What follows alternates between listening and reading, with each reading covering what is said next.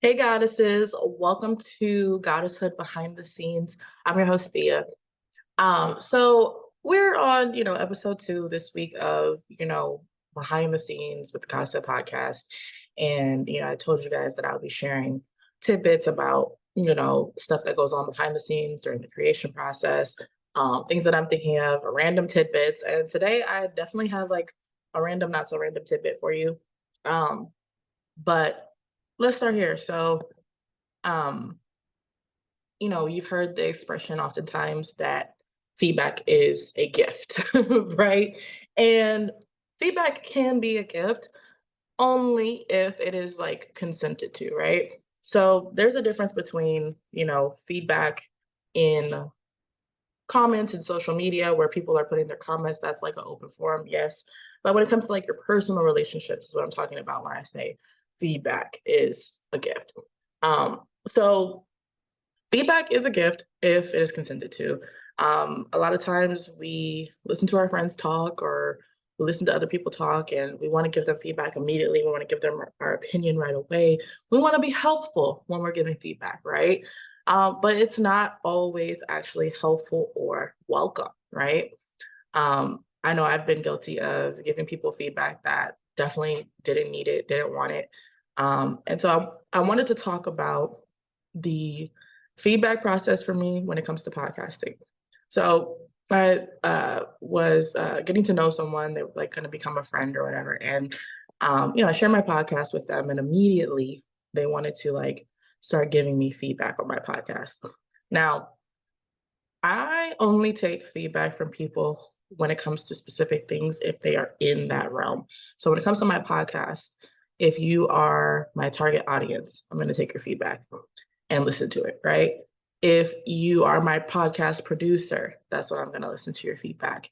If you have your own podcast and you have a similar target audience or demographic, I might listen to your feedback, right? When I'm in the creation process, I do not take in a whole lot of feedback.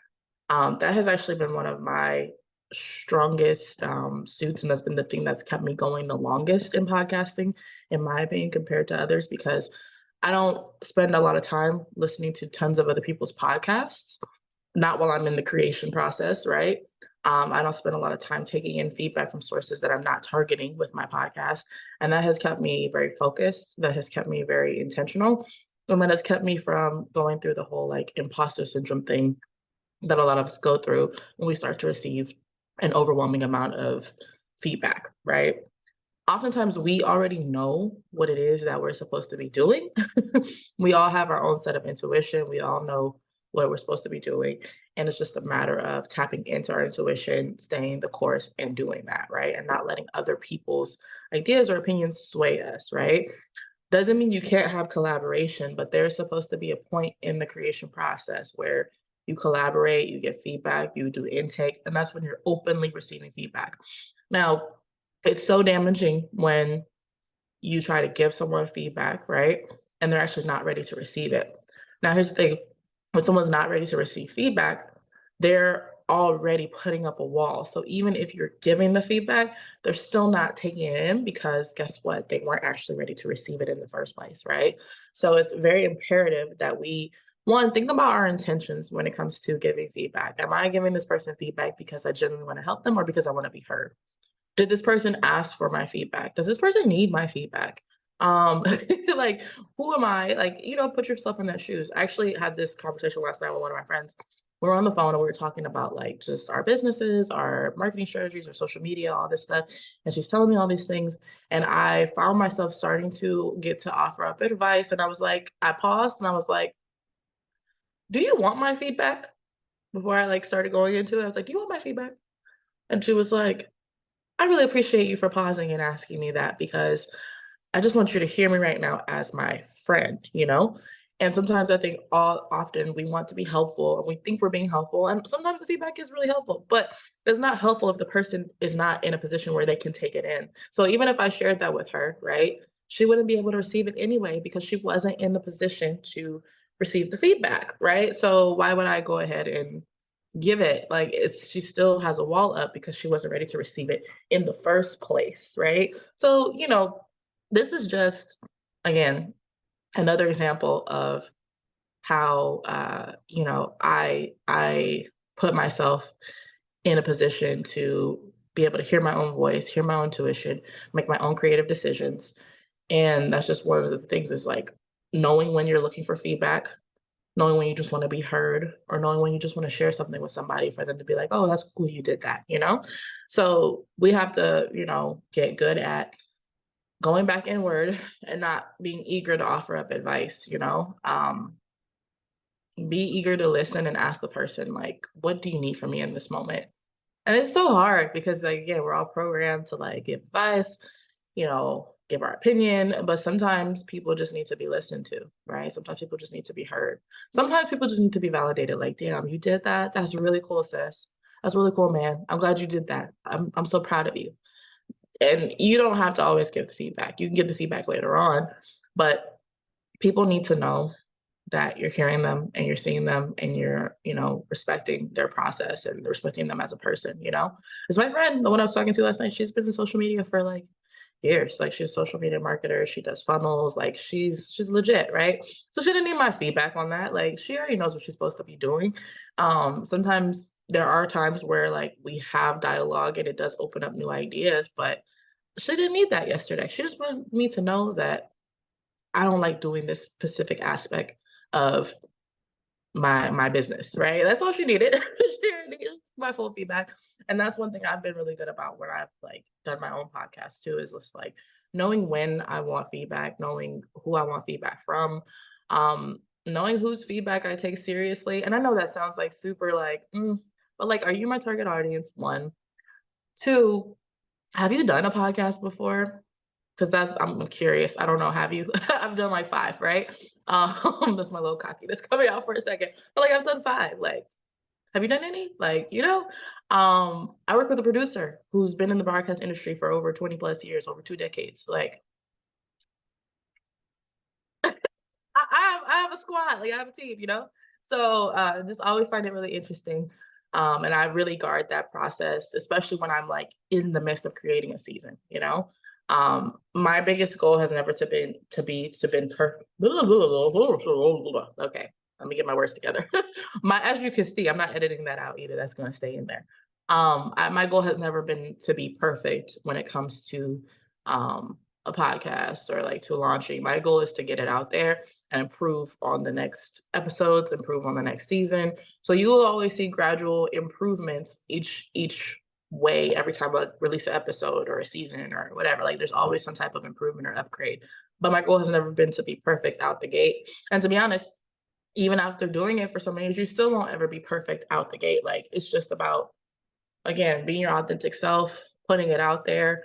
And I believe that like the less we try to perfect things, the more we open up the industry, and we open up spaces for people who have some imposter syndrome or who feel like, oh, I could never do this because I mess up on all my lines or I do blah blah blah. And it's like we're humans. Like when we talk, we don't talk perfectly.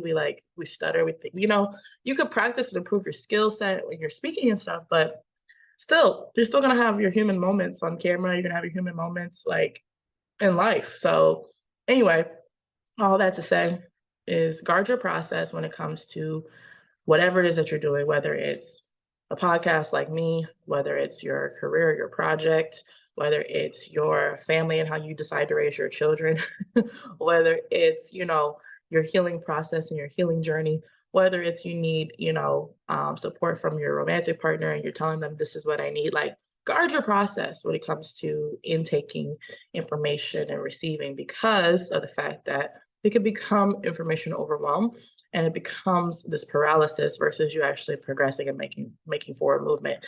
I heard this quote a long time ago, and it says that progress is happiness, right? So it's not about being perfect. Perfection is the enemy of anything good a lot of times, right? Perfection is the enemy of progress. So progress is happiness. Perfection is the enemy of progress. So focus on making progress every day and guard your process closely, tightly, and firmly, right? Because that's the key to moving forward every day. And so I just wanted to share that with y'all because that was on my heart. And you know, uh I want you guys to hear me talk like this and hear me like pump myself up, because I think so many times, like when you're a creative or you're an entrepreneur or you're trying to start something in general, you're going to be hit with some element of resistance from people from time to time. And that's not a sign that you shouldn't move forward. That's a sign that you should push forward even harder, right? So listen to your intuition, trust yourself. There is a reason why that idea was planted on the inside of you and not someone else, okay? And you got this. Like, you are that person, okay? You are the one. That's why the deal was put in you and not somebody else. Goddesshood was put in me, not somebody else, right? Helping people launch their podcast in 30 days or less was put inside of me, not somebody else. Helping people heal and like unleash their inner goddess through sisterhood, that was put in me. That wasn't put in somebody else, right? So all I'm saying is, trust your intuition, trust yourself, block out the noise, know when you're looking for feedback, know when you just want to be heard, and learn the language on how to voice that. Thank you. I really appreciate that. And I'm actually not looking for that right now. I'm looking for X. I'm looking for Y. I'm looking for, input what you're looking for. And tell people, like, I appreciate you. I know you care about me, and that's why you're trying to do that. I get that. However, I'm not in that space right now. Okay? So maybe later on, maybe another time, but not right now. I know that used to work for us in the past, but it doesn't work right now. So that's all. Learn the language, learn how to stand up for yourself, vocalize when you need feedback and when you don't. So that's all I got to say. Now, next week on Behind the Scenes, I decided to start incorporating some of my networking conversations that we've had with some people who are in mirroring industries or in, different aspects of coaching and life coaching, things along those lines, women empowerment, like things that I'm passionate about. And we're going to have some visits from people who were on previous iterations of my old podcasts, those are my other podcasts. So I'm really excited to talk with some of these people about their growth, my growth, and that's going to be a real treat. So we're going to do some more behind the scenes content, but it's going to definitely be around some of that networking piece. And we're going to do behind the scenes all the way through until March. And we're going to take a break at the end of March. And we're going to start really getting deeper into the creation of season 2. The content is like, it's pretty juicy. I'm excited about it. I'm really excited about it, y'all. But we're going to take a break in March. Not in March, in April, right? So the last episode of Behind the Scenes will come out in the last week of March, and then we're gonna just take a break, and we're going to put together a lot of juicy content for you. But you don't have to worry, because even though we'll be taking a break from the Goddesshood podcast, there are other podcasts and other episodes that I actually want to share with y'all from other podcasts that I've done. So I'm going to, if you're not subscribed already, you should subscribe to our newsletter. You could do that by going to goddesshood.co. That's our website. And our newsletter subscription link is on there. I'll put it here in the show notes as well. But go there, because I'm going to share episodes that I think y'all should check out from other podcasts that we host and still host that are still up.